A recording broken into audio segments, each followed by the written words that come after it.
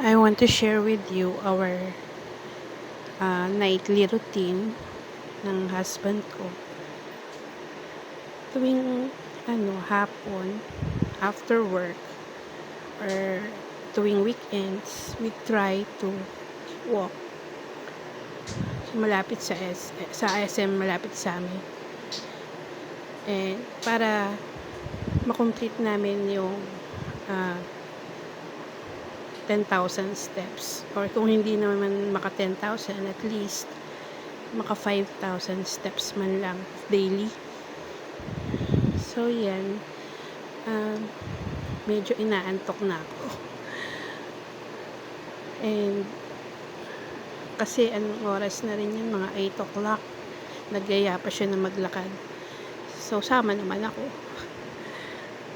Ito, tinitingnan ko yung mga tao, ang dami pa rin. And dito kami usually naglalakad sa department store kasi nakaka-enjoy mag window shopping. May mga items na bago sa akin and tinitingnan ko talaga. And what caught my attention is yung mga mini fan, kasi ang init, 'di ba? Sobrang init ngayon. Parang gusto kong bumili. Kaso nung tinry ko, masyadong mahina yung buga ng hangin. So yan, pababa na kami sa pinaka lower ground sa may food court.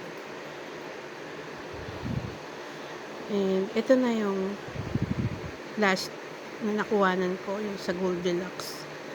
Kasi parang gusto kong bumili ng cake. And yan yung achieve namin steps.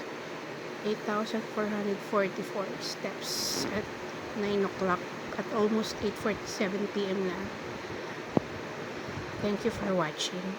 Bye.